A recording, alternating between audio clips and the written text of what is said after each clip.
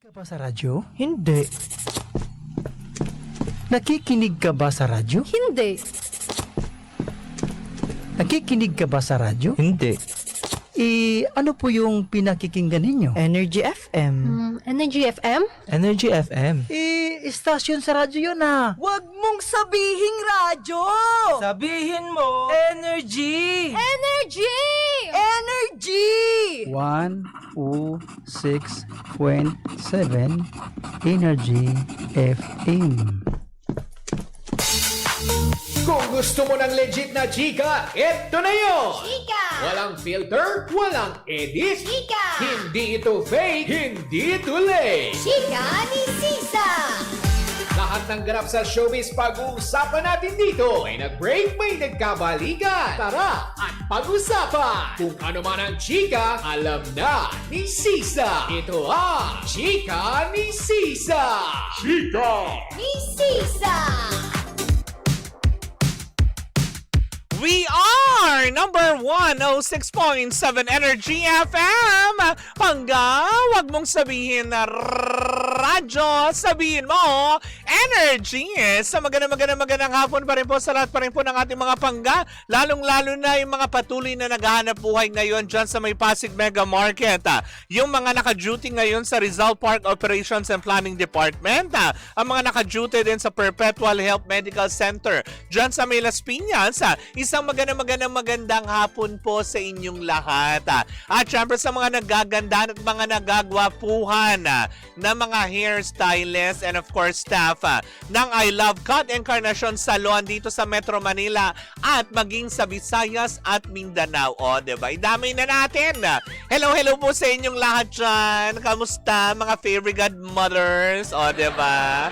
Sa mga customer nyo dyan ngayon na medyo nagre-relax sa loob ng I Love Cut Encarnacion Salon na naka-tune in po lahat ng branches nila dito sa Metro Manila. Maraming salamat po Sir Warren Encarnacion, hindi ba? Pero eto na, tumungo na tayo sa ating pangalawang chika!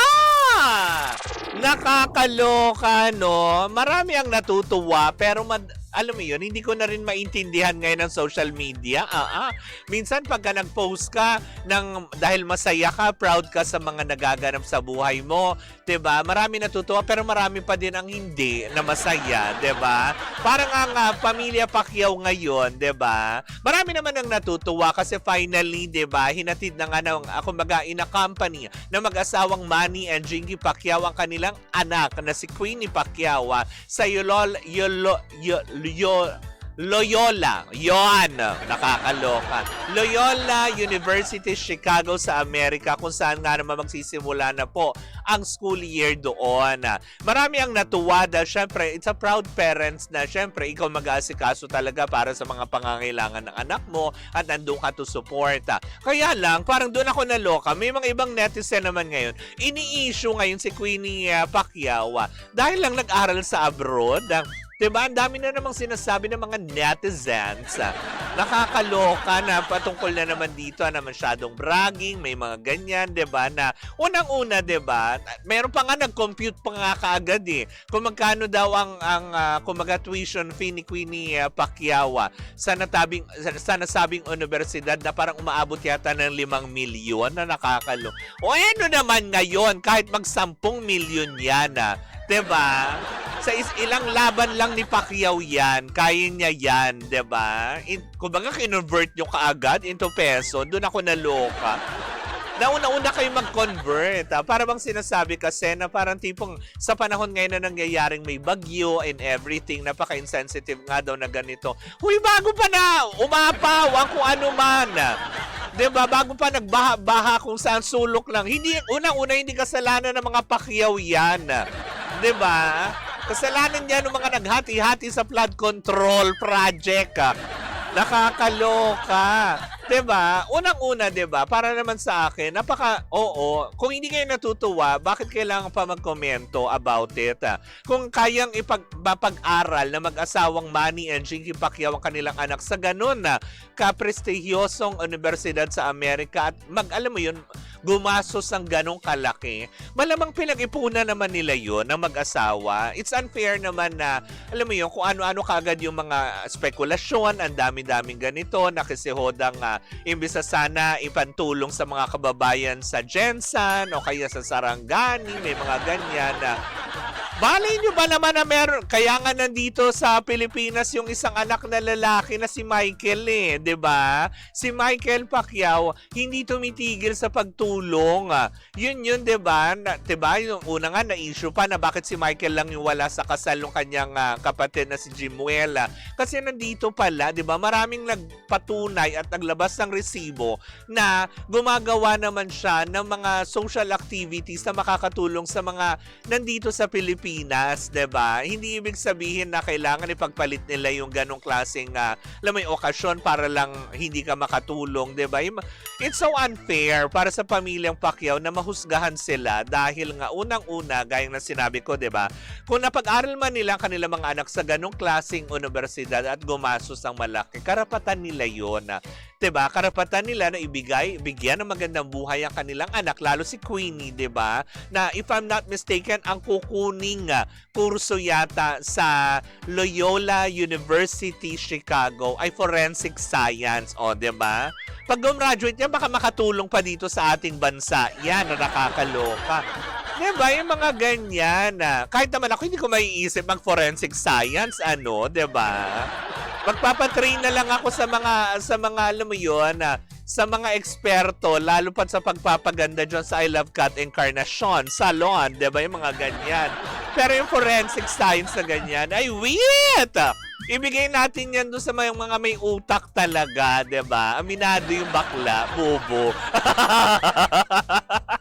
'Di ba? Kung mga hindi, para lang sa akin, it's so unfair na gawing issue dahil lang sa nag-post sila, kumaga happy sila, proud sila na kanilang anak ay muling aapak sa isang yugto ng kanyang buhay na, 'di ba, na gustong maging forensic scientist na kung ano man ng kakahinat na nung kursong kanyang kukunin. Forensic scientist ba ang tawag doon?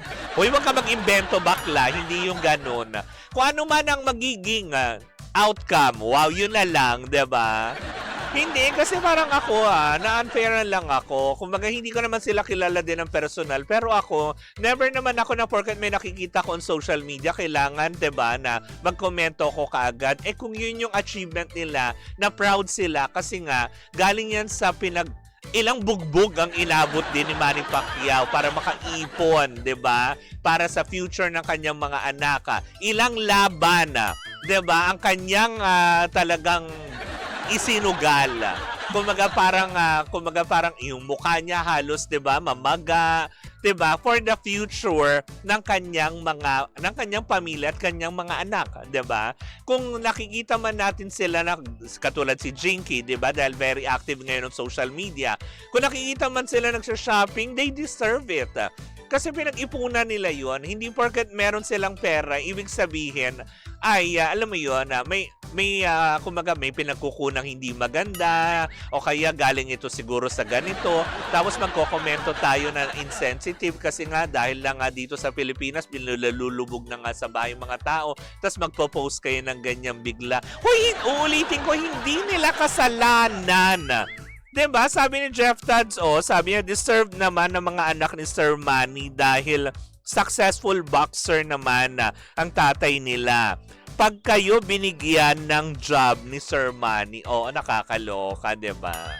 Ewan ko na lang. Hindi, kasi ako yung tama naman, Jeff Tads, 'di ba? It's so unfair lang na para lang may mapag-usapan. Grabe ang social media, no? Kaya nga sabi ko nga, kaya may i-post kang maganda at pangit, madami pa rin sasabihin ng mga tao. Kaya siguro, finlex na lang nila doon na nagpapalit ang Cobre Kama si Manny Pacquiao, 'di ba? Ang 8-time world champion na sa larangan ng boxing, nagpapalit ang Cobre Kama ng anak, 'di ba? Tapos ang katulad niyan, si Jinky nagsasampay ng mga damit sa hanger. Yung mga ganyan. Diba? Ibig sabihin lang, bilang magulang, hands-on sila. Unang-una, diba? At the end of the day, bago ko tuluyang itong ating segment. Wow, segment! Diba? Programa! Bago natin ito tapusin, unang-una, wala naman po tayong pakialam kung saan nila gastusin ang pera nila. Pangalawa, 'di ba? Maging masaya na lang tayo if ever may nakikita man tayo na pamilya na talagang pinaghirapan ang kinabukasan ng anak para makapagtapos. Huwag na tayo magkomento kung wala naman din tayong ambag sa kanilang buhay. 'Di ba? Ganun lang 'yon. Tayo lang mai-stress, 'di ba? Sila doon masaya sila, pero tayo dito nga. Kaya pag-inggit, pikit. Ganun yun. Anyways, ako mga pangga, dyan po muna natatapos ang ating programang Chika ni Sisa. Susunod na po si Baby Toby para sa programang FRC. Tuloy-tuloy po muna ang ating tugtugan. Syempre, dito po lamang yan sa number 106.7 Energy FM. Pangga, wag mong sabihin radyo, sabihin mo Energy.